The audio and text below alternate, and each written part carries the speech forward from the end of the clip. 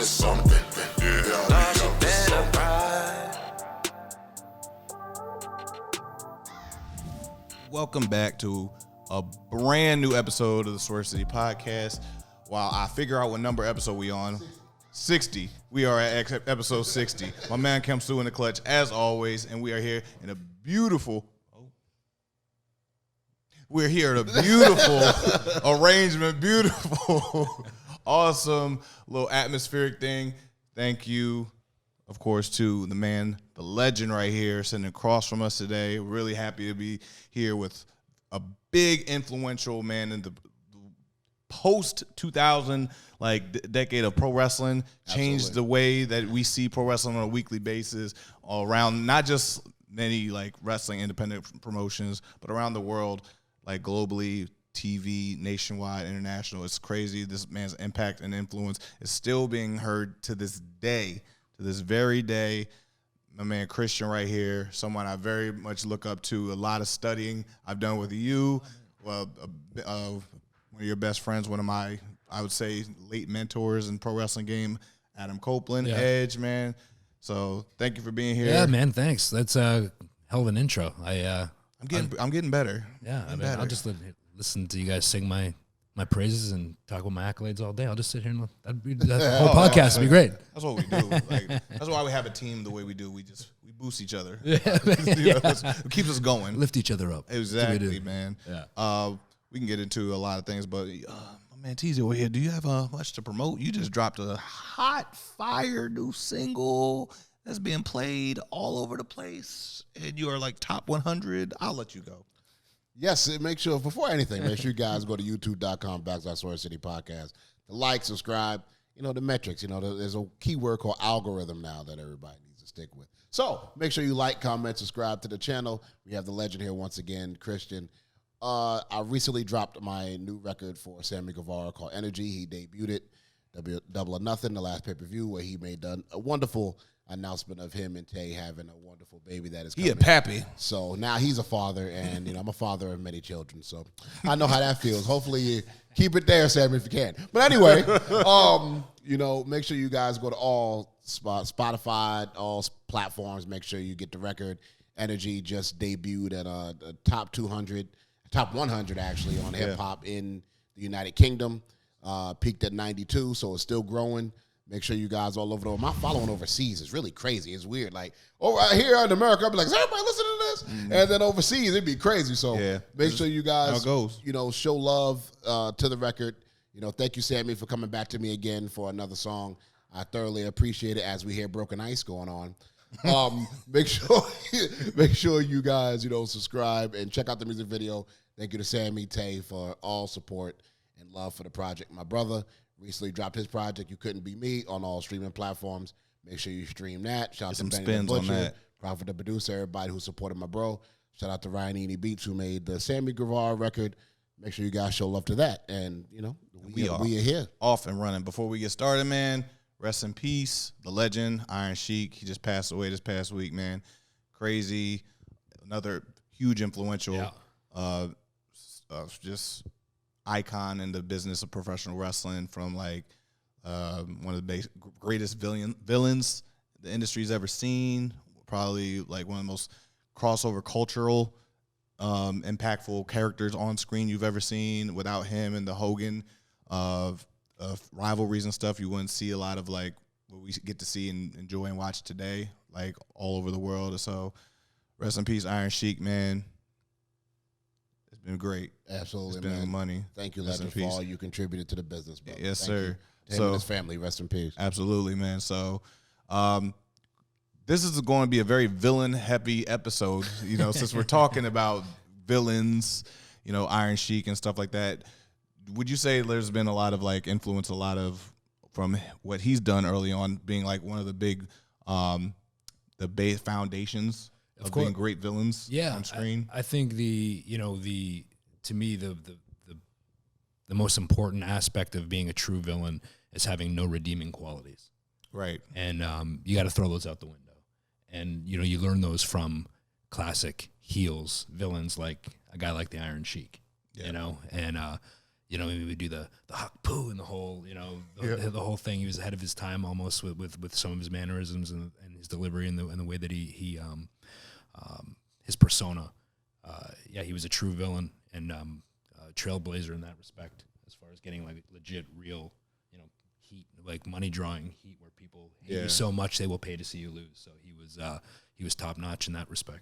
Especially being on the time. Yeah. Like, I think it was so reflective of what was going on at the time in reality with like wars and Iran and all these things, which was like very risky as well. Yeah. Would you say? Like, reflecting, like, it's reflecting reality. Yeah, it was mirroring what was happening socially, right? Like, right. Yeah. So for sure. And I think pro wrestling has always been very much had that finger on the pulse of things that are going on in society and using those as storylines to stay, you know, current with what's happening in the world.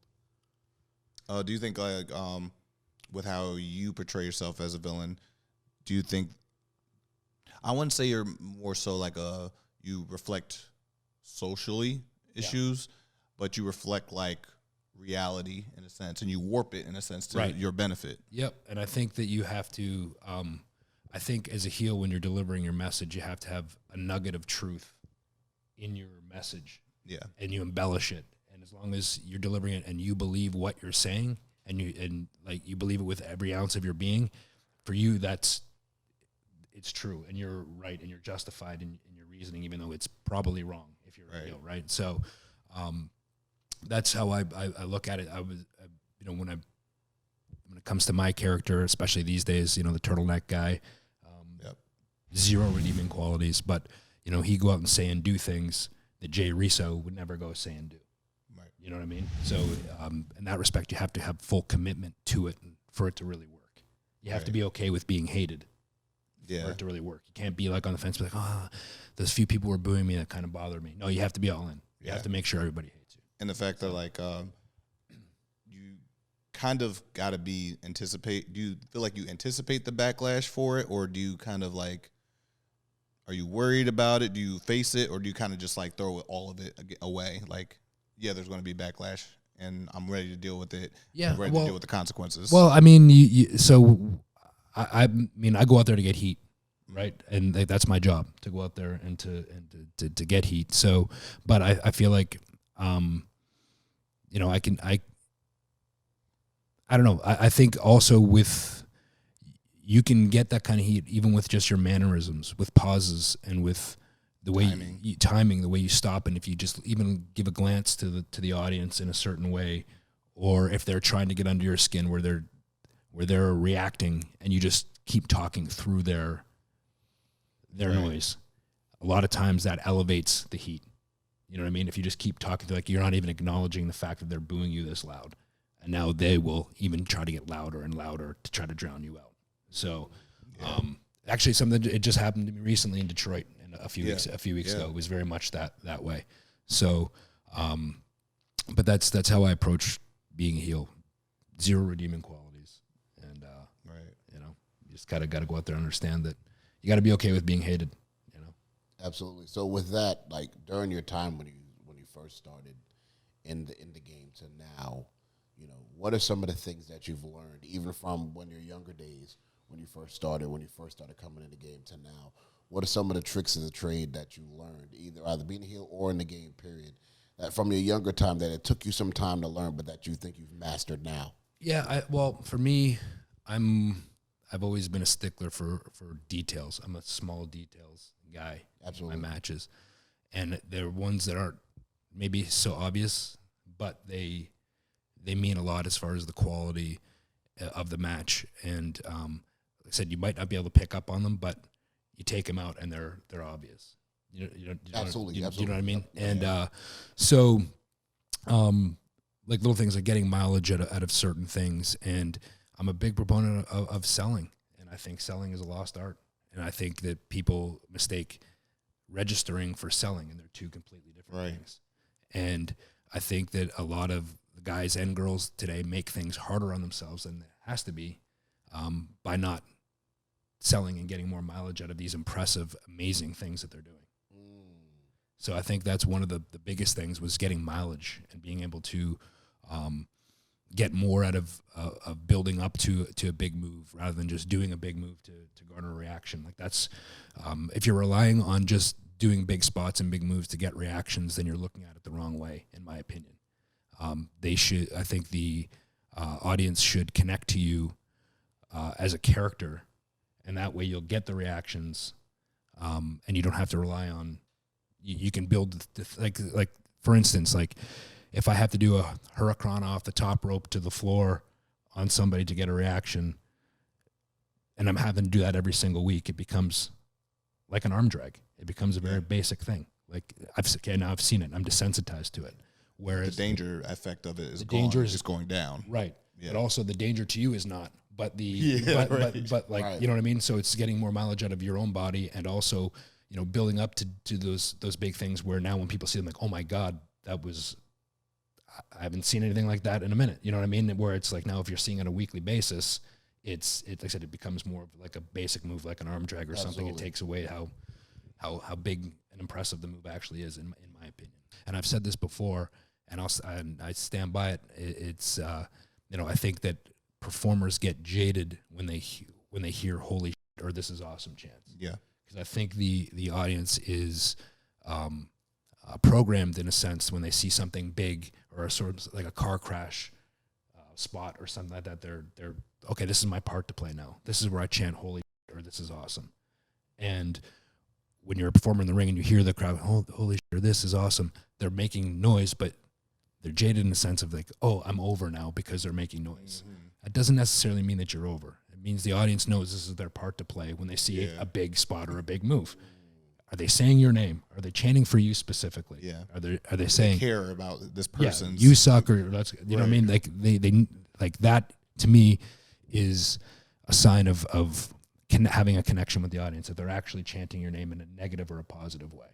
Exactly. So, you know, like I said, I feel like some of the art is, and it's just the world we live in. You know, it's everything is consumed faster now than it ever has been, right? Absolutely. So everybody's on to the next thing as soon as this thing happens. So it's just you know, it's almost like to slow down and enjoy the ride a little bit. It's a little bit of that, but it's also like people are ready for the next thing before this season even happened. Right. Yeah. Like they're ready, anticipating or trying to guess or you know, like make their assumption, because I feel like everybody wants to be right and proven right. Right. Yep. You know, about something. Yep. So they want to like predict it before we haven't even established this yet. Yeah. Absolutely. Yeah. And I think too, like I guess like these clips on like social media and stuff are just as important as seeing full matches, right? If somebody can put a spot or a move or something, like a 2-minute sequence, like let's book this guy. Like, so I think that maybe they look at it that way too.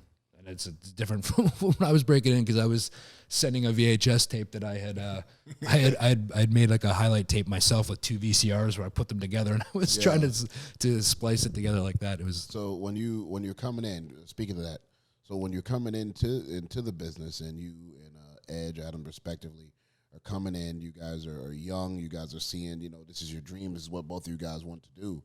What was your guys' goal together as you guys got up to the next level? To say, hey, how can we make an impact? How can we be different from what everybody's doing? Obviously, it's changed now, obviously, but the wrestling business has changed. But what was your vision? What was your guys' goal as you guys first started coming in? So I think we realized pretty quickly, especially with WWE when we first got there, that getting there and staying there were two completely different things. Absolutely. That you know, if you weren't going to, you know, contribute in a meaningful way, that you probably weren't going to be there for very long.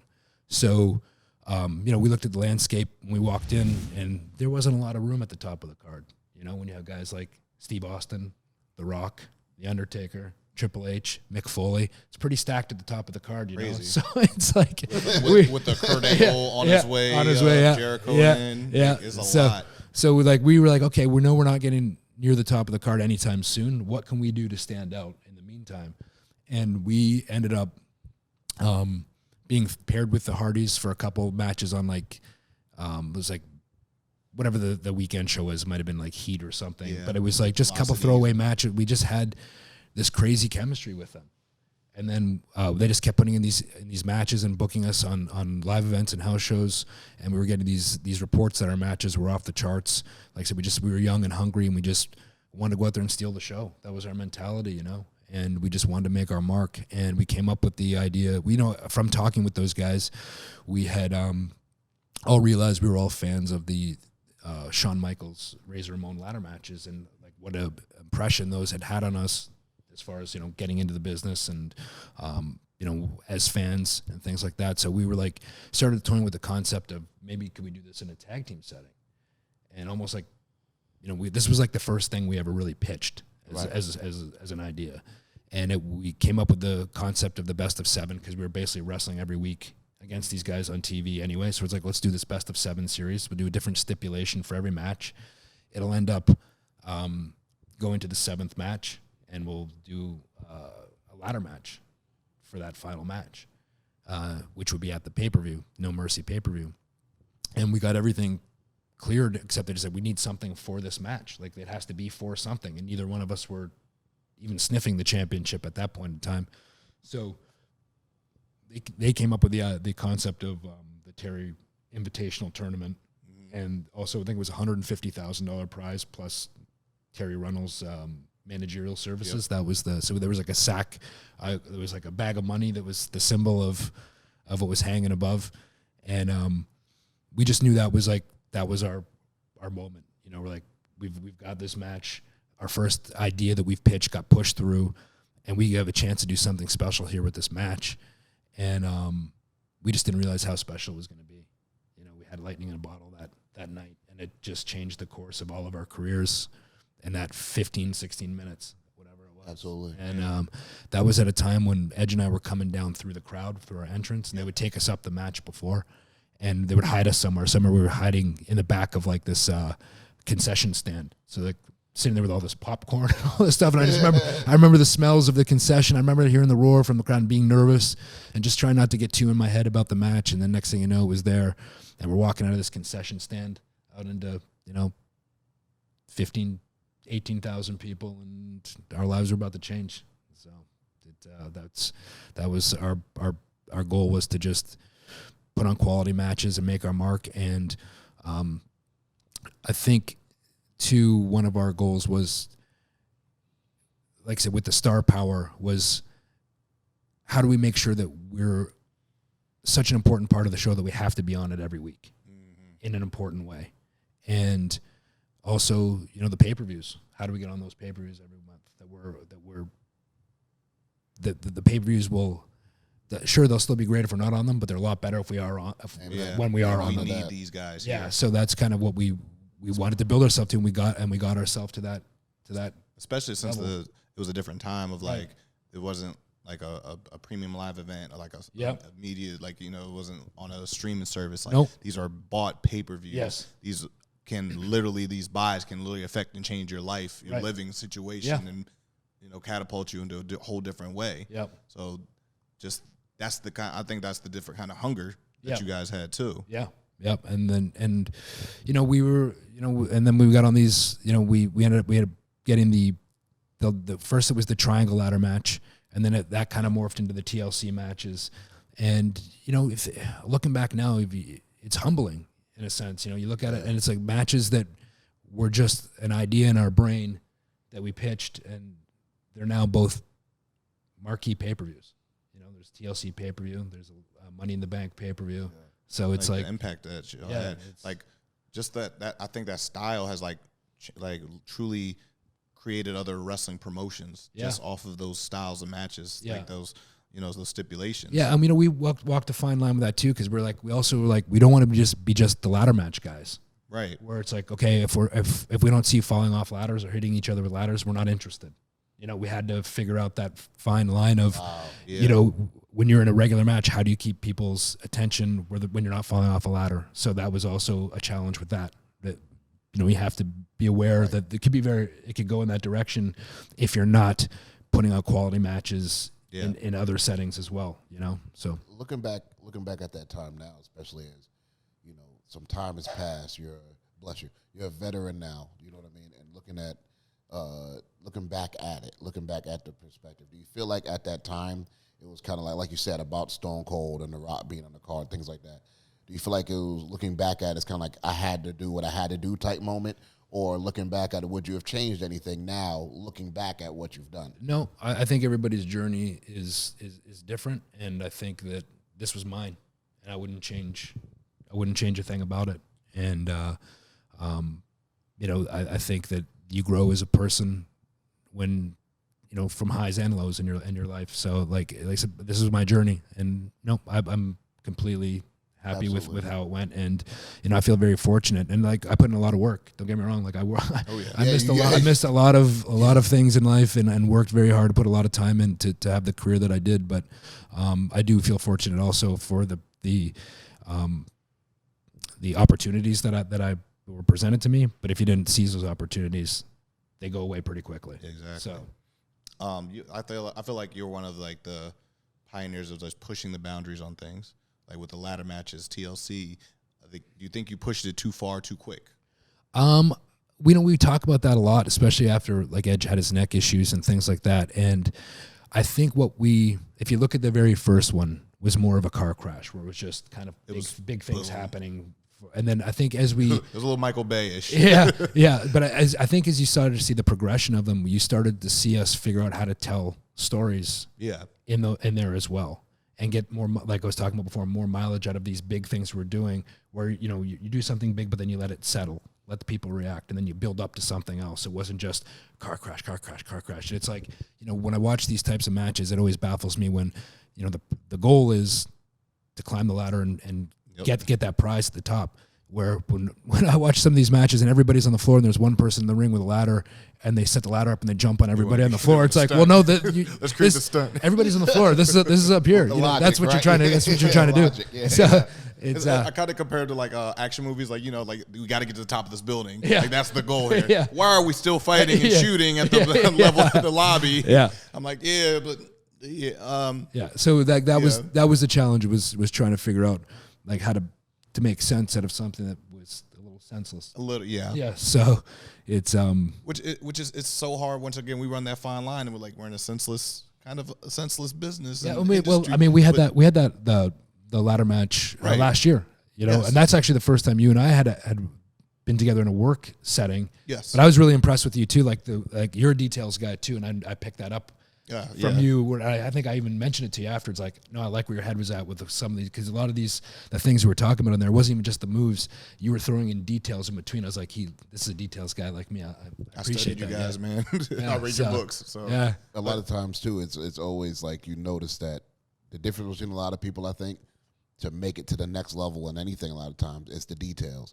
And I think with certain people, when it comes to success or things that maybe it might not keep them at a certain point, is that they start losing the sense of what makes sense. The little details. Okay, how does this look? Does this make sense? Would I actually do this in real life? Or does this actually make sense for me to do this? And you guys, both you guys, have always been great at those kind of things. I try to think. I try to like maybe think about the things that other people aren't thinking about. That go into a match. That's and it's like, I'm not the most athletic guy in the world. Like, never have been, never will. But I think that I rely more on my storytelling, my psychology, how I build to certain things, and I get I try to get more mileage out of stuff. For me, I'm a big study person. Especially with there's impactful figures that I've seen on TV or in a movie, or who's just I read a book. Like, what's making me want to go out of my way to find out more about them? Yeah. Like, what are those little things? It's like, why is this guy so impactful on me? Yeah. Like, why can nobody forget about this guy? Everybody discusses this thing, this moment, this those important scenes, and just deep diving and figuring out those things and find ways to pull them. And can I pull it and then fuse it with me in some way? Like, why do I wear this jacket this way? Why do I put on my mask this way? Yeah. Like, this tattoo is in this position. Why is it there? Why is it this those little details is kind of they add up. Yep. The more you add those little details, the more these people want to try to be like you or find out more about why they care so much about that. And when you do, it never shuts off. It's in your head all day long. It drives all you night crazy. long. And it's there was times where I'd be asleep on the road or at home or whatever, and I'd wake up in the night with this. I mean, this is the best idea ever for a match or a spot or an angle or storyline, something. And I'd be like, I'll remember this in the morning, and I wake up and I wouldn't remember it. It's gone. And I'd be like, man. So I started going to bed with a pen and paper beside it. So if I woke up with an idea, I would jot the idea down. But sometimes too, I'd wake up and I'd like chicken scratch it, and I'd be like short form it. I'd be like, I had no idea what I was talking about here. Soup with the candle. Yeah. What? Yeah. We were just having a discussion. We had like a group lunch meeting yesterday, and we were just like talking about like we're like as creators and like want to do so many different things at one time. We always have to have all of our senses like kind of tapped on. Like me and him are very similar, where the TV's on, I'm playing a video game, but I have a podcast going on my phone at the same time, and then still scrolling through Twitter on this. I'm like, I'm operating on 4 different devices at the same time, but something's going to trigger me on one of these things. Yeah. And I don't know why some people just can't focus on multiple different things. Yeah. But we're hyper alert all the time. Yeah. That's how all creatives are, bro. I believe like natural creators, the way that we are, our sensories are moving in different ways. I'm pretty sure you guys could be in the back, talking about what, something, doing an interview, you're putting your match together, you got your phone, your family texting you, you know what I mean? Yeah. You got to speak to the boss about something, but all this is in your head, but somehow your sensories trigger, and you can remember all this at one time. I believe normal people, they don't understand it until they're in this kind of situation that, it's like muscle repetition. And essentially, after a while, you start being able to do all this. It's like when I do my concerts on my shows, I could be having this going on. Oh, I need to remember this song. I need to do this. I need to do that. I need to talk to the DJ about playing this and this. But by the time that it's while over, engaging with the fan base, engaging with the fans, making sure my homie got the camera right. But you know what though? If it's not that way, you can't function. Right, like if I'm not you need that. That. Right. You need that craziness because it's how we do it. It's like, and there's also craziness. And too, like with our travel schedules. Yeah, not so much as it used to be, but like, when you're home for only a certain amount of time, you got a short window to now you're moving, trying to get all these things done that you don't get to do. Yeah, you're missing out on these things when you're on the road or whatever. Like when really all you want to do is sit down on the couch and watch TV for a couple hours, but it's not really going to happen because you got this short time at home. So. Yep. You find yourself running around multitasking, doing all these different things, and that's just the life. And then that's it doesn't get any easier as you get more successful. Right? Yeah. People don't understand that either. Yeah. Yeah. Oh man, I want to see you grind and make it to the top. And I'm like, are you sure you want to see that? Yeah. Are you sure you're ready for that? Yeah. Because it's already hard now. We're already having arguments. Yeah. And then when you throw kids in the mix, it even take another level. It's another level. I want to bring something up here because we were just talking about us. Especially how we think, right? I want to give you your flowers for one thing because it is very rare to see you and your respective brother Edge, you guys come up as kids, be successful, you guys together or even do separate things and have separate careers and still be brothers to this day from growing up as kids. You guys are very rare in that sense. Can you please tell us about how have you guys been able to maintain this brotherhood? Because you know how this goes. A lot of times people do certain things, and then brothers end up jealous of each other, or one person doing this and that. How do you guys and all this? How do you guys keep that? The reality is I can't shake the guy. Like he just, I've tried. Believe me, I tried. But he keeps coming back. Y'all still end up going to hockey games, watching the games together. Yeah. No, it's one of those things. We hit it off. Like, I moved to a new town in 6th grade, and I was a really shy kid, and like I was afraid, like I was scared I wouldn't get out of the car to go into the school. So the teacher went and got a couple of the students, and Adam was one of the students that came out and talked to me and like made me feel better about it. So I went into school, and so he was one of the guys I was talking to right away, and then we realized we both really liked wrestling, and that was kind of like our initial bond. Was wrestling, and I also had this ninja throwing star. We've told this story tons of times too, where I was like, I'd throw it at trees or whatever during recess, and I was like, oh, I'm thinking about selling it. So I had this bidding going on for this ninja throwing star, and I think that's another. He was one of the highest bidders, but I pulled it off the table. Didn't up selling it, but it was So making we're me going too. in a whole different way, like Kenny in South Park. Yeah. Okay. Oh. Yeah. So, but we just, we hit it off, and we, wrestling bonded us, and Adam was a very good artist, so he'd always draw these pictures of us as tag team with like the different outfits and stuff like that, and we'd set up little mattresses in the side yard. I don't condone doing this, but we'd wrestle with my brother and stuff in the side yard, and just we'd sit and talk about like when we're done high school and we're gonna find a wrestling training and we're gonna place and we're gonna make this dream happen. We're gonna do it, and we did. So very rare to find someone with a crazy dream and a drive equal to yours. Yeah. To continue doing that. Yeah, and almost like we pushed. Everybody always falls off. Yeah, but also like we motivated each other and pushed each other too, right? Where it's like almost like when because there's pretty lean times. Like I made $10 for my first match, and there's times where it's like, man, is this worth it? Can I keep going? Should I give up? Whatever. And then you could have the other one there, be like, no, come on, we got this. The other one there to pick you back up and to push you. And I'm still shocked you made money on your first match, man. I didn't make money till my first outside of my first year. It was $10 Canadian. So, man, that could have bought me food. So now that you guys start together and you guys have that journey, then what happens is success comes. Yeah. So what keeps you guys together during this time? Because the beginning stages, everybody's on the same page when you both, a lot of times, are both hungry. Yeah. When you're both hungry, everybody's all in. Yeah. But what happens when the money comes in and you start becoming successful and you keep your egos in check and money gets involved? How do you guys keep that in line? Especially as a tag team, when you guys start getting this fame and stuff. What kept you guys together? Yeah, well, I think our philosophy was we always knew we were going to branch off. We didn't want to become a stale act. So we didn't want to be the guys that hung on to the team too long and be like, okay, we've seen this before. Can we just get it over with? But it's like we want to leave, maybe even leave it a little bit early where people were like to this day, people still talk about it, which is great because we didn't hold on to it too long. We didn't stay together longer than we needed to, where people were bored of the act or it got old or whatever. And so knowing that and always having open discussions of when that right time was going to be, there was nothing to be jealous of. Like I said, everybody has their own path, and that was his path, and this is mine. And we just supported each other and helped each other, and like we cheered for each other through all of our victories, and picked each other up through all of our defeats. So it's just the way that we've always been. Do you think if there was a social media at that time, would things have been a little different? I don't know. That's a good question, actually, because I really don't know.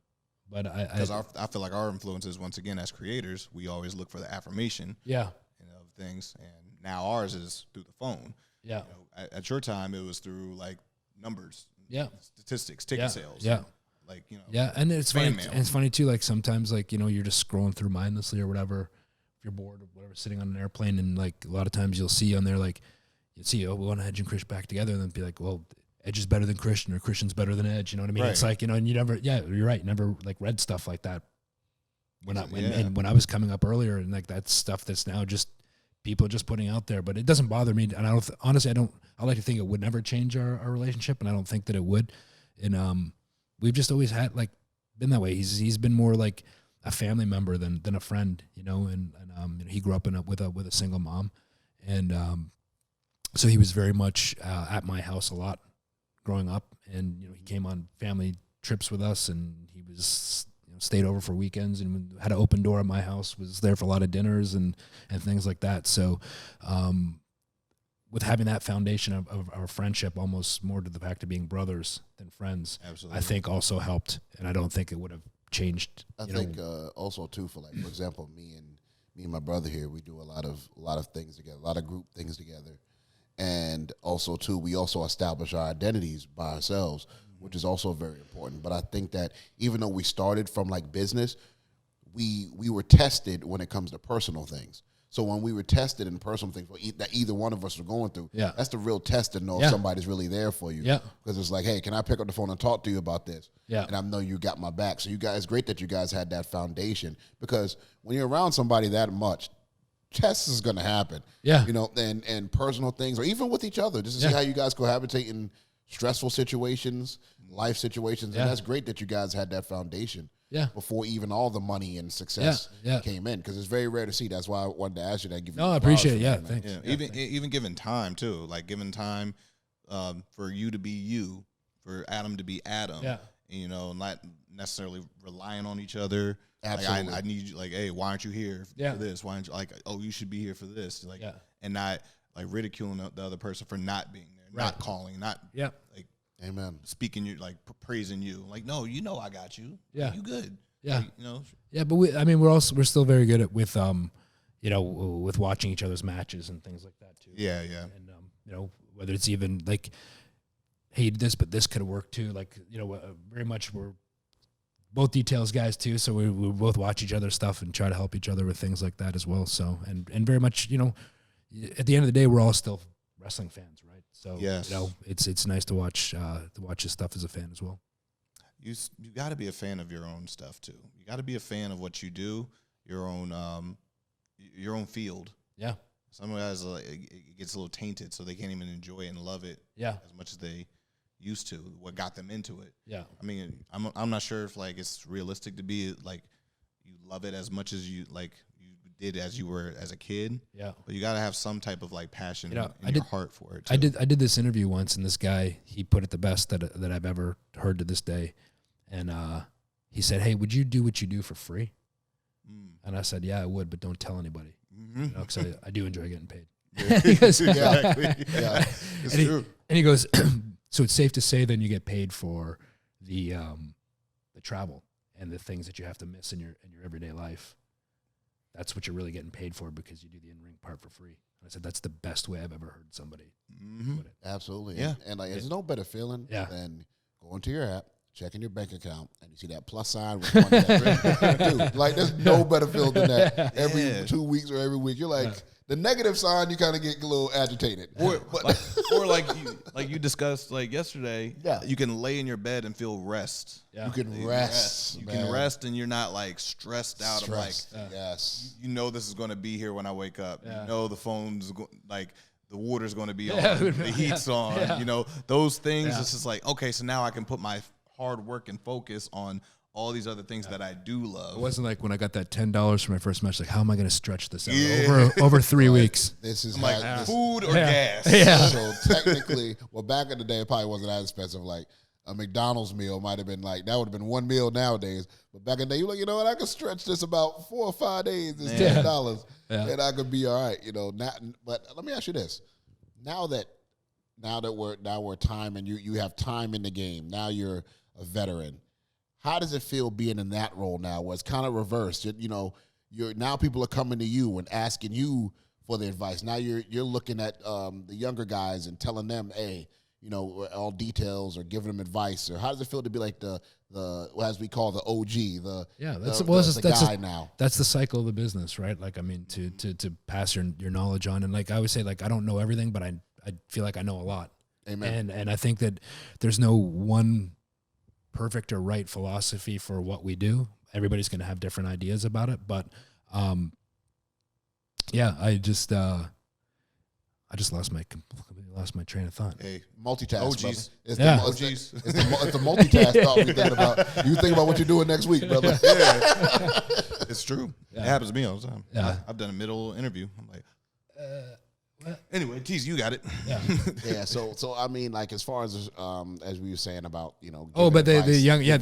So I do appreciate it, and I take a lot of pride in people coming up and asking me for my opinion and things like that. It means a lot. It means that you've done something right if they're coming to you for advice, and it's not a role that I take lightly at all.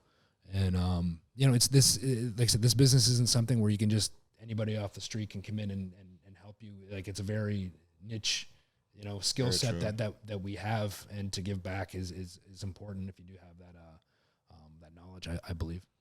Amen. I definitely feel the bar is raised, but also lowered in a sense of like, what's the qualifications of being necessarily good enough and being just good. With that being said,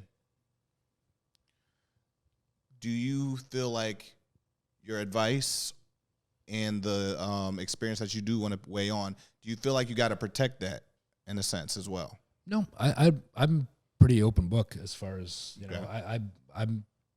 The game is to be like sold, not told in a sense. Like, I'll pass anything along to anybody that wants the information. Mm-hmm. And but what about the ones that necessarily need it at the time? Do you think people need it, or they need it now, or do they just like, I'm going to hold this until you see where the progression is, then I'm going to give them that piece of. Sometimes there's a few instances, things of that. They're not ready. They're not. I have something for this person, but they're not ready for it yet. Right. Like they need to do this, and it's like, so you watch. Yeah, very much so. Yeah. But they're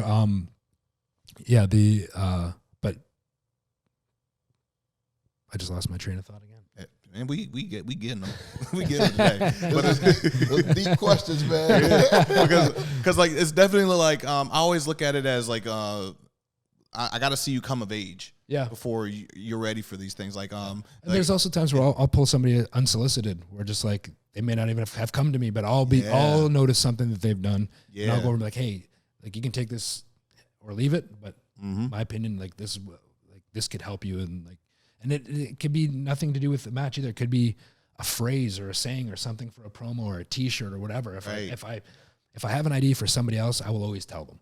Right. So that's just how I look at it is like as a father, you're not like you're not ready to bestow the responsibilities of certain chores to your daughter at this age. Right. Like, let's just focus on making your bed, right, putting your shoes in the closet. She's 9 years old. I'm not going to hand her the keys to my car yet. Right. Be like, have a good time. You know, in a few years we'll get there. Yeah. We'll get there when like, okay. When you get home from school, call the cable people and like no, we're not there yet. Yeah. So that's how I feel like knowledge is. It should be to like not just pro wrestling, but like a lot of people in all forms of entertainment across the field. Like certain guys, like just worry about getting good. Yeah, and the other thing is too, like you said something before about like the kind of, if I hold back information, and I also and I kind of took that, and I know that's not what you meant, but like, would I hold back information because I thought somebody else might pass me or something along the way? Like, no. And I never worry about stuff like that. Right. It's like if you have the talent. About that yesterday as well. Me and him. You know what I mean? And it's like if you have the talent, and I can help you with that. Yeah, boost it. Yeah, like we're a team here. You know, we all want this show. Exactly. And long after I'm gone, this show has to go on. Long after you're gone, this show has to go on. So we need to make sure that we're set up in the future to keep succeeding on a weekly basis. So, true. And if you're not, if I'm not helping somebody in that sense, like from a real place, you know what I mean? If I'm not giving them like proper advice, then I'm doing the business a disservice, and I just can't do it. You want to know something one thing too, that I know you're a details person, and I tell him, you know how I know just as a fan or as a musician that I know? All the years I've watched your career, you've never missed on your entrance music. You've never missed. Yeah. I've listened from like when you first came, when you went and broke off, went by yourself, and you've done everything you switched. It was always at the right time when you switched it. Yeah. And it was always great music. I said, this guy's ear is incredible. Yeah. So, it's true. So I was just telling her, I was thinking, I was like, he's never missed. You've never missed. That's how I know detail guys. Yeah. Because their music they pick is very important. There was one music for me that I was very unsure about. What's that? Ooh. The Christian. Oh, you was unsure about you're that. On your own. And when I first had pitched the music, they're like, it was for a different idea, right? And they're like, oh yeah, we got all the ideas. Okay. So then like, we have your new music. We're gonna rehearse your new entrance. So like, I was completely thinking it was what I had pitched, right? And this was the other side of the spectrum. So I heard it and I was just like, when you kind of have that like embarrassed feeling and like you kind of get like a little sweat and you feel like everybody's looking at you. It was so outside the box, this music. Everybody turned and looked at me, and I was like, so I'm trying to practice his entrance. I'm like, oh my God, what is with this music? It's so bad. And then I was like, and then I talked to the music producer after, and they're like, he's like, I love the music, gonna put it on the album. And I knew like the royalties and that you get from the album. I was like, oh, I love it. Yeah, it's great music. But it was. I did think that, but moreover, I was like, I started thinking after, I got over the initial shock of how it was so much different than what I thought it was going to be. I was like, no, it's so bad, it's good. You know what I mean? Like it's so different. It's so out there. Yeah. It's good. And like to this day, I could be walking in a mall and in the distance, I'll hear somebody go, Christian, Christian. So you know that it's like, it kind of stood the test time. Marketing, stood the test time, man. you know? Yeah. That's marketing. So I embraced it after that first initial shock. And it was, I had the golden shower and the whole thing. The golden shower. Yeah. Oh. So I missed that pyro effect. Like Yeah. you had it, Orton had Orton it. had it, yeah. Like Kevin Nash had it in the ring. You know, I miss that like aesthetic look. Yeah. Because I'm like, oh, this is so like royalty. This Yeah. like, you know what I mean? It was so good. yeah. So I would say we talked about you pushing the boundary forward as far as like the extreme matches with ladders, tables, and chairs and stuff like that. But now in this stage, once again, like adapting from 2000, 2010, 2000, 2020, this is like another decade pushing the boundary forward in promos. Yeah. Do you feel like do you feel like there's endless boundary when it comes to that kind of thing? Especially in like 2023 where we're ultra sensitive with like material and like a lot of certain subject matter. Do you feel like how do you operate with like tapping certain emotional? Yeah, you just got to, I mean, for you, I would say. Well, for me, it's so, like I said before, you got to understand that Christian Cage says things that Jay Rizzo would never say. Yeah. You know what I mean? And it's so it's no different than what a character that you see in the movies or anything like that. Like but you have to commit. That's the thing. If you go out there and kind of half-heartedly or half believe the things that you're saying, if you don't believe it fully, then why would the audience believe it?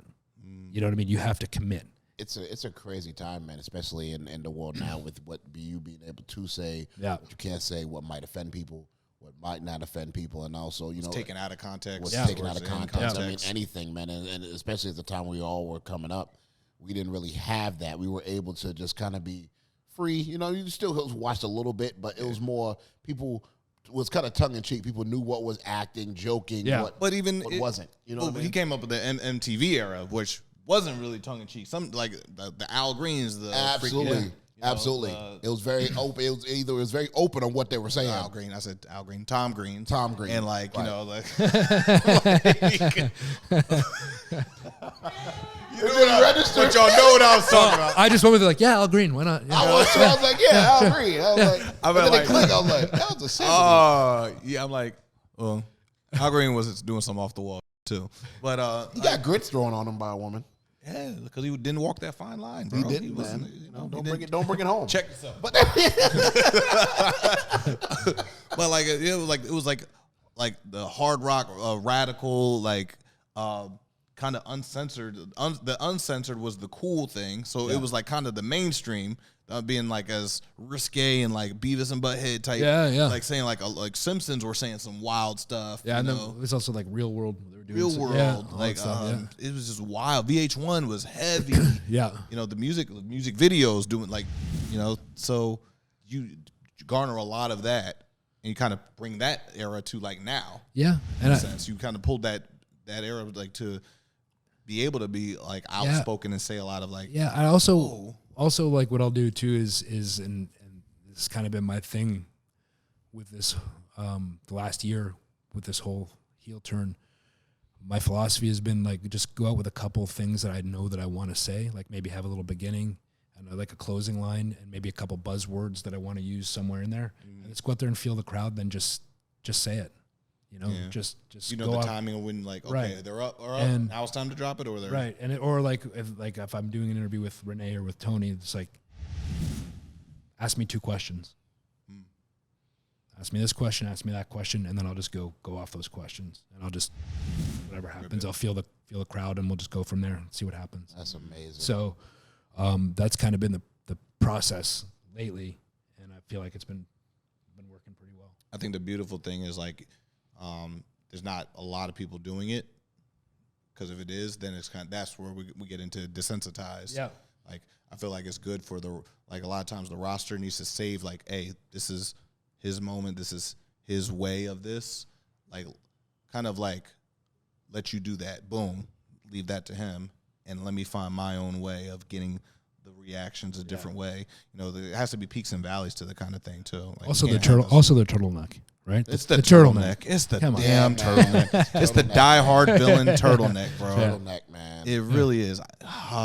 And then it was so pompous to do like the match with freaking Jungle Boy with the turtleneck cut off sleeves. I'm like, that's even worse. Yeah. He took the jacket off. There's no sleeves to it.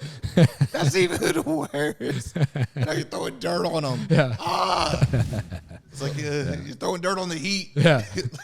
That's amazing. Like just to see like the not only attention to detail, but like the vision that you have to have, like the little things. Probably look in the mirror and be like, you know what, this works. Yeah. You know what I mean? Just seeing like the little things that. Yeah, well, actually, how that came was I would say probably a half hour, 45 minutes before that match with Jack at the pay-per-view. I was getting my stuff on, getting ready to go out, and I had one of my normal like gimmick shirts, whatever. So like with the sleeves cut off, and I'm looking at it, and I'm like, and I had the combat pants to wear up because it was like a street fight type setting. So I'm like, I don't know. And then I look at the turtleneck, and it just hit me. I'm like, what if I just cut the sleeves off of that shirt instead? And then I'm like, yep. I said, but I have to play it straight, because if I don't play it straight, it becomes kind of funny. So I have to go out there and so that's what I did. I cut the sleeves off, and it was like literally for like 45 minutes before I went out there, that idea hit me. What material is that? It was a regular It was a regular. I'm like, if that was like suede or some silk, there's no way you're sweating in this. No, it's a regular shirt. Okay, shirt material. At this stage of your career, like you've done so much, and in a lot of people's eyes, you've done everything. In other people's eyes, but of course for you, you're a goal-oriented person. What future goals do you have for yourself? Like, what do you see for yourself now to say, okay, I still want to accomplish this, I still want to accomplish that? Even with all that you've accomplished, what do you want to accomplish now? Yeah, your goals? So like me coming back from being retired was, it's huge. It's like a gift to get my career back and actually be able to close this chapter on my own instead of having it being told it's done. It's done, Right. So for me, I just want to do quality work. Whether it's promos or whether it's in the ring, I'm not too concerned about. I'm very confident and I'm okay and I'm content with who I am as a performer, where I've been and where I'm going. So I think wherever I am on the show, I just do my best to make that segment entertaining and great, and I try not to worry about too much more after that. I just want to do quality work. And I'm also working on as far as future goes, what what's coming back was during the pandemic. So everything I had been working on the side had kind of dried up and went away. So I needed something goal-oriented, something to work towards. So I was like, well, maybe I should try to come back. So I built a little gym, just piecemealed together a little gym in my garage, and just started working out there. And, from that, it just kind of snowballed and became more of a reality. And it just, from that, I learned a lot about diet and like exercising with like minimal equipment and things like that. So from that, I was introduced to some really good business friends when I got back into the business, and we came up with this concept for an exercise piece of equipment, and so we'll be announcing that in the next couple months. So it started an exercise company. Yeah, so we got amazing, bro. Yeah, so it's congratulations, man. So it's really looking forward to that coming out and actually having a piece of equipment that actually works and will help people. So I'm looking forward to announcing that. So amen, man. Yeah. So I love it, man. I know, big hockey fan. Yeah. He was at the Knights game. Yeah, so playoffs. I was. So yeah, we had the I got to ring the Syiren before the game when they were playing Dallas in the previous round. So that was fun. Great atmosphere out there for a game. But right over here too in Tampa, I go to a lot of the games over here, man. This is a hockey town, man. This is a hockey town. It's a great place to watch a hockey game. Like, this is my first time getting this close to the building, actually. Yeah. Actually really seeing, because I come to St. Pete a lot to record, but, like, coming over here, and like I was like, oh, this is a beautiful area. Yeah, it's a awesome. great city. It's a really cool city. So like, man, like I know like you and Adam were just at one of the games. Yeah. He came and stayed at my place, and we actually went to the game. Then he went, and then he came back a few days later and brought his daughter, and we took our daughters to the game, which was pretty special too. Yeah. Man, I need to go to a game. You know you brothers when you could do that. Yeah. Like, like, oh, let me come to your house, dog. Let me sleep on the couch. Yeah. Let me just watch the dad. Let me just watch some TV and eat out your fridge. For That's amazing, bro. Yeah. Shoot, I'm gonna join y'all. But I'm gonna be at the games with y'all and be like, okay, what does that mean? I tell you, if you go to a hockey game, it is the best sport to watch live. I always hear that. It's so much fun, man. So much fun. Goes to Rangers games in New York. Yeah. And when they were doing playoffs and he was just recording and putting on his IG I'm gonna take you to a stories. game next year. Okay. I'm gonna take you to a game next year. I'm down. Yeah. I'm down. And it's just like everybody's waving stuff. It's just rowdy. I'm like, oh, this is live. This feels like 90s like wrestling on television again, bro. It's a good time, man. It looks so good. It's a good time. And so any cinema, any movies, things that you've been like watching, you've been picking up on and like peeking at? Because I just went and seen the Spider-Man. Yeah. We just went and seen Spider-Man Across the Universe. Yeah. Great movie. It's magnificent. Had my attention. It's like, well, you can't lose attention because there's really so much can't. art. It's like overwhelming amount of art and visual effects that it's just like you remember how much of a leap like animation made back in like 2000 with like you had the Bug's Life and like Toy Story. Like this is like 10 leaps forward in like the 2020s. I'm like, I didn't know this was possible. Yeah. Like the type of like art and technology that they're just splicing in all these colors and still keeping a very great story too. Yeah. It's brilliant stuff. So I guess not. I haven't watched so many series, and I haven't been to the movies. I actually haven't been to the movie theater since the pandemic. Oh, really? Okay. Yeah. I mean, I've watched movies and stuff at home, but I haven't actually been to a movie theater. And but I've been I've been binge watching a lot of these episodes on like Netflix and stuff. You know, so I've been watching the. Don't judge me, guys. I've been watching The Ultimatum lately. Which one's The Ultimatum again? So you come with somebody, and then you kind of have a trial marriage with somebody. Really? And then you come back to your original person, then you have a trial marriage with them, and then before you leave, you either have to leave with one, the other, or alone. So it's kind of like, oh my god, this is a Netflix exclusive. It's on Netflix, yeah. You know, I'm watching. I'm watching. that. You got me, dog. And I just watched the McGregor. I've been big on those like the documentaries that have like. Oh, I heard Connor's was really. Yeah, good. it was good. Yeah, I heard McGregor it was like forever. amazing. Watch that. You know what I'd like to do on flights? I like to peek at what other people watching. Yeah. So I'll be seeing the Connor one. I've seen like that like on a couple people's different screens. I'm like, okay, I'm gonna have to watch this because I see it like 5-6 times. Yeah. Without hearing anything. Yeah. There's also another one that's called The Secret Life of Pets that I've been watching. That's kind of interesting. You like those? Yeah. Oh, yeah. It was like just like the mannerisms of animals. Like they'd pick a different one for each episode, and they kind of like, I've been watching on YouTube. I got to shout him out. This man's called the Outdoor Boys, and this man's from the military, and he's a survivalist. So he will take the bare minimum, even in below snow weather, and he'll dig up snow and make a house out of it to camp in for the night. And he'll literally just have sticks.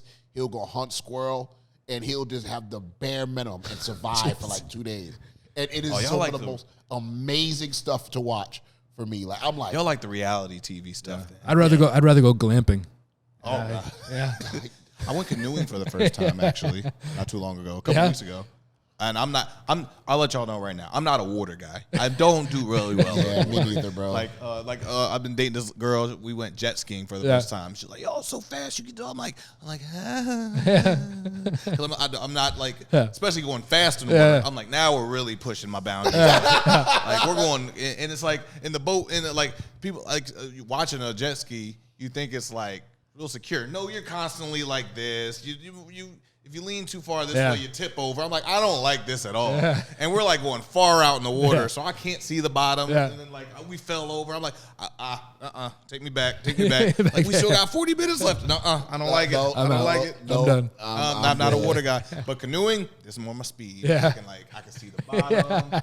I can go the pace I want to go. The trees are still, the land's right there. I could touch the grass, you know. But it was really relaxing. Bro, I swear about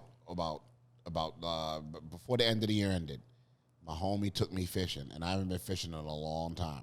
And I swear to God that I'm not having as many deep life thoughts than sitting there 5 o'clock in the morning with a fishing rod, and you have to be quiet. Or I'm sitting next to this man, and we're literally just like staring in this basement. Make sure you talk very low because it's gonna scare the fish. And I'm thinking about my life, things I did at 19. I wish I didn't do. And I'm like I didn't catch anything. We sat there from 5 to 9, and he caught 2 fish, and he's over there reeling. And he's like, "Oh, just be patient. I'm just going to reel it back in. Put another shrimp on the line." I'm like, what? And I'm just, dude, I swear. I swear. Yeah. I've never had much mental clarity in my life just sitting there. That's funny. Thinking, I just know I don't crave that adrenaline and like those roller coasters. And we gotta go fast. I'm like, nah. I don't enjoy that anymore. I'm getting to slower that pace. I want to slow it down now. I'm like, let's enjoy talk. the ride. Yeah. Yeah. Like even simple stuff like, hey, let's walk to get breakfast. I'm like, Could you take one of those little scooters that's on the street? I worked really hard for the car I have parked outside. Let's just go to drive. Maybe let Uber. Let's just get some. Come on, man. It's like there's a lot of things I appreciate now. I really don't take it for granted anymore. So that's the stage I'm at. We're getting old. We're fathers. Yeah, man. Yeah. I let my kids do all that. My son playing soccer. I'm watching him. He's doing everything. He do right. He'll be a pro. And I'm like, I'm just sitting here watching, like, man, to have that energy again, bro. Like, just he's in the hot sun. It got to be 93 out there. And he doesn't phase him. Doesn't care. Just going, bro. I'm like, man, I wish them days was good old days, brother. What is your proud papa moments at this point? Yeah, just so my daughter just finished her school year. And we just got a really good report from her teachers. Yeah. And her one teacher said she's going to be a tough one to let go because she's a special kid, and she's like, awesome. She's got her own thing going on, and she owns it, and she's just they sent us a very nice. So that's kind of my latest proud papa is her report that she got from school this year. Yeah. Amen, brother. Yeah. So. My youngest, 11 years old, she's about to have her first dance recital. So that's cute. Yeah, I'm working. Looking at my schedule, I'm like, I'm making this. Yeah. Because my oldest one's 13, about to be 14 this year. She's been playing basketball since 5, 6 years old. So I've made a lot of her games and tournaments, weekends, and driving around, getting this school to that school to that school. So my youngest finally has something, an activity to go to. I'm like, I gotta make hers. I gotta make her first one. Yeah. So that's what I'm working really tooth and nail for next weekend to try to make. Yeah. And she told me. So I brought her to a couple of shows.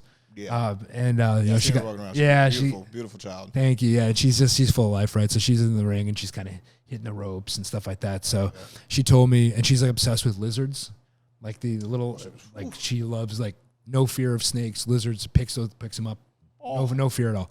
So she told me, she's like, Dad, when I grow up, I'm going to be a herpetologist, which is study of reptiles, lizards, things like that. She goes, I'm going to be a herpetologist, a barista, and a pro wrestler. She goes, those are good jobs, right? I was like, if they all make you happy, they're great jobs. It's all as long as they make you happy. Hey, so I'm like, hey, I tell them like when they were younger, I used to tell them like, yo, you can't say any words unless you can spell them. Spell herpetologist right now. You can't be whatever you. If you can't spell it, don't be it. I'll tell my son, hey man, whatever you want to do that's going to retire me early, go ahead, brother. Just stay out of trouble and just anything to retire me early, though. Stay out of trouble. And the law ain't knocking on the door. Do it, brother. Go ahead. Yeah, man. You know? Just don't stay in the family name. You do whatever. Just don't stay in the family. My father was adopted, so it kind of starts with my dad and then me. We're starting it with a good slate right now. The Strickland name is doing pretty well. Do not stain it. We don't go back 500 years. We don't got that. I'm telling you, that one cousin you see, don't be nothing like him. No, don't. Please. We don't talk to Johnny no more. Man, it's been an awesome time, bro. Thanks for having me, guys. We're gonna have an awesome this is honestly one of my favorite episodes we've done, man. I appreciate it, man. That's one of my favorite people I've ever done it with. Like genuine person, like a coworker, like a mentor, just all that, man. Like you are truly, truly, truly valued in the wrestling world for generations past, present, and future. And it's an honor to be sitting in your presence along with us on the channel, youtube.com, Swerve City. So I said it backwards. YouTube.com/Swerve City Podcast. We doing the big things over here. I love our brother. Christian Page, man. Thank you very much. You guys something to say to everybody? No, I appreciate you guys having me. Feelings mutual. I think this guy's ultra talented, and when the match you just had with Orange was unbelievable. So you guys are doing some really good stuff. The heel work's been unbelievable, and more than that, you're just a good dude. I appreciate that. I enjoy talking to you. So thanks for having me, and I appreciate it. Thank you, man. Thank you. Be confident in everything you do. Wash your ass. And do your homework. We out. This is a really lovely place. And the ice. I love the ice. This is really lovely. I love my question for the ice bucket drop. I'm like, it's a nice place.